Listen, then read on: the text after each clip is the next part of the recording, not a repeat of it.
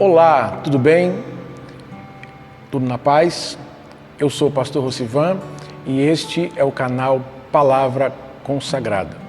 E hoje eu quero tratar com você sobre o tema Felizes em Tempos de Crise. Gostaria que você acompanhasse a leitura do texto que vamos meditar em Apocalipse, capítulo 1, do verso 1 até o verso 8. Vamos ler juntos? Revelação de Jesus Cristo, que Deus lhe deu para mostrar aos seus servos o que em breve há de acontecer. Ele enviou o seu anjo para torná-la conhecida ao seu servo João, que dá testemunho de tudo o que viu, isto é, a palavra de Deus e o testemunho de Jesus Cristo.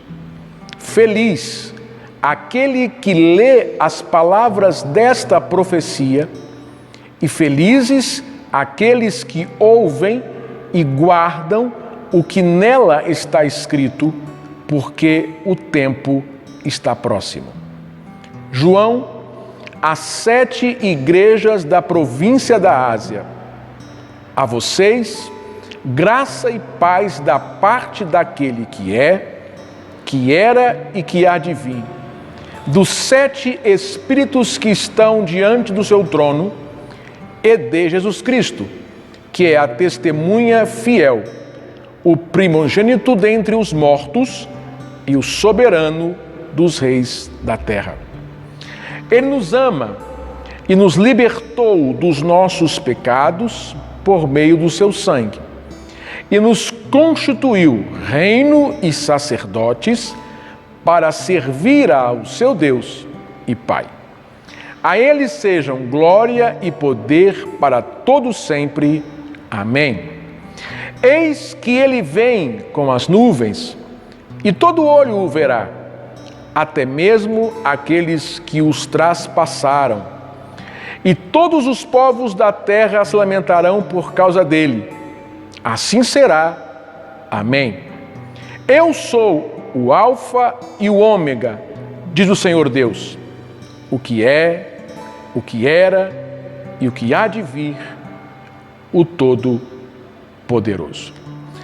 Apesar de estar próximo o fim e que acontecimentos muito mais intensos estão por vir, comparado aos que já acontecem, o livro de Apocalipse começa afirmando que felizes são aqueles que leem, ouvem e guardam as palavras ou profecias contidas nele.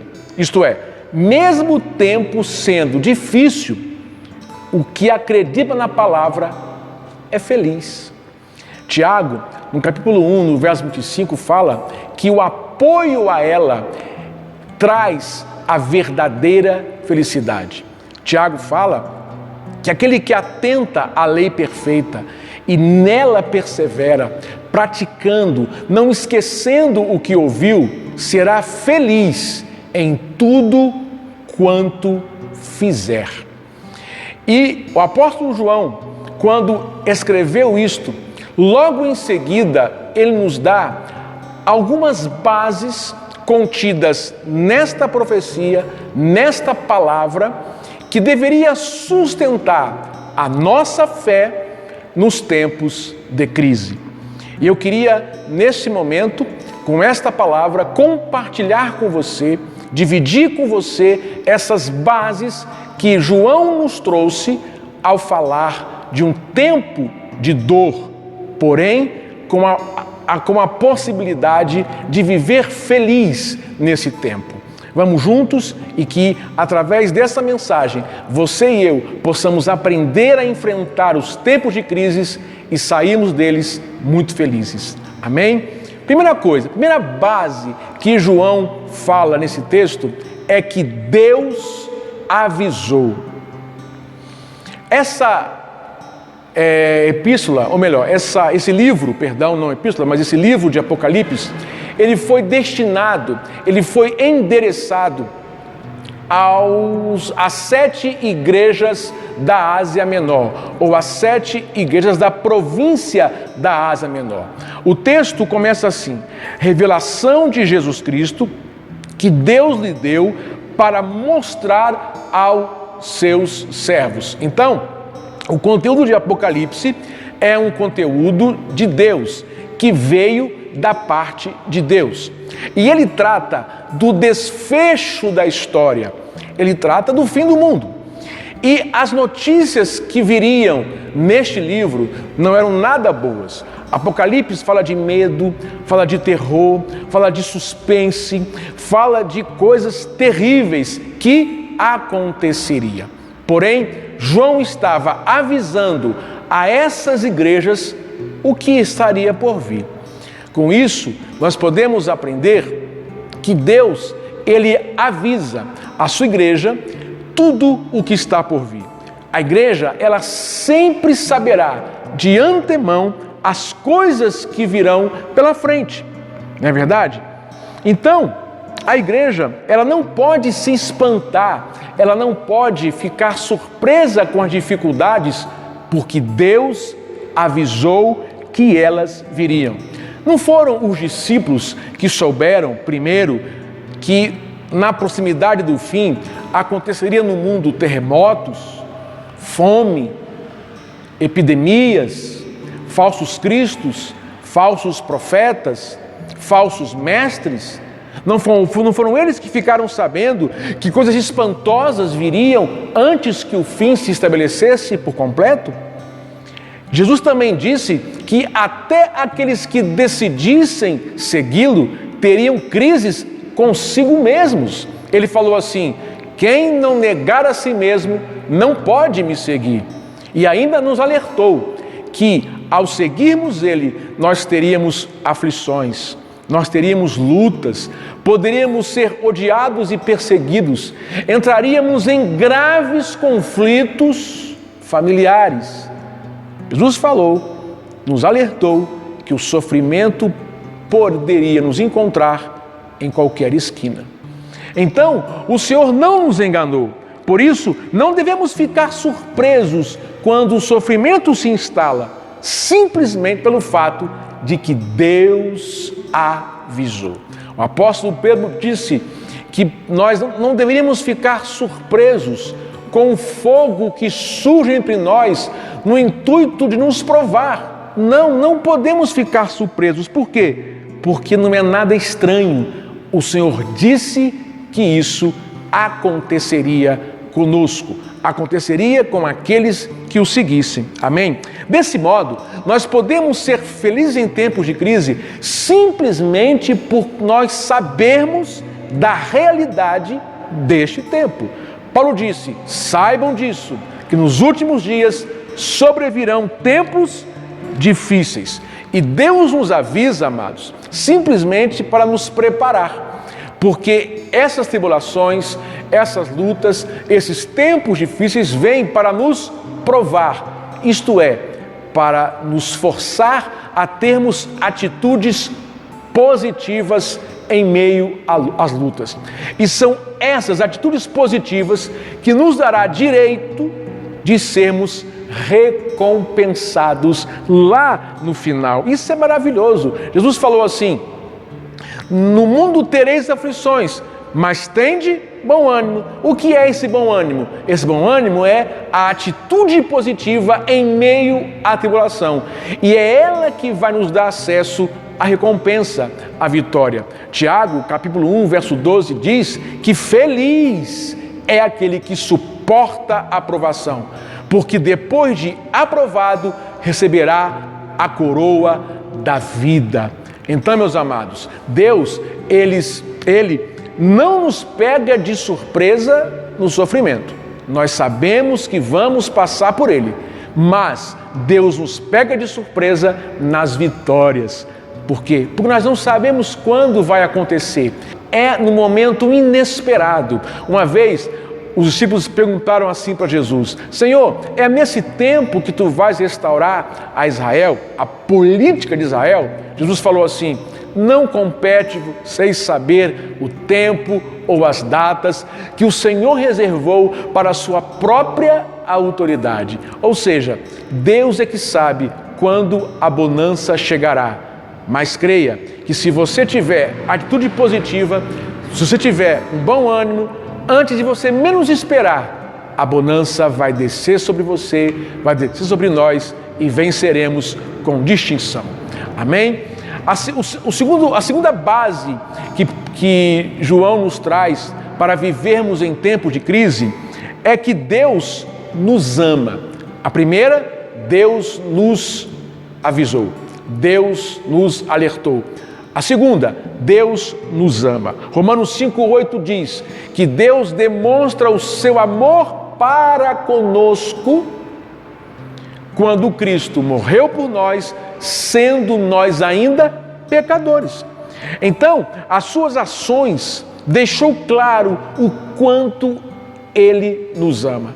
Ao deixar o seu trono, ao abrir mão, ao abdicar do seu direito de ser Deus, dos seus direitos de deidade, e se fazer homem, e se encarnar, e se submeter a uma morte de cruz, o Senhor não deixou dúvidas, ou melhor, removeu as dúvidas de que Ele nos ama. Isso é sensacional, isso é fantástico. E Ele assim fez simplesmente para nos aceitar, no único intuito de sermos os seus amigos. Uma vez, Jesus falou aos seus discípulos: olha, o bom amigo, o melhor amigo é aquele que dá vida, é aquele que entrega a si mesmo por seus amigos, porque não há amor, não há prova de amor superior a essa.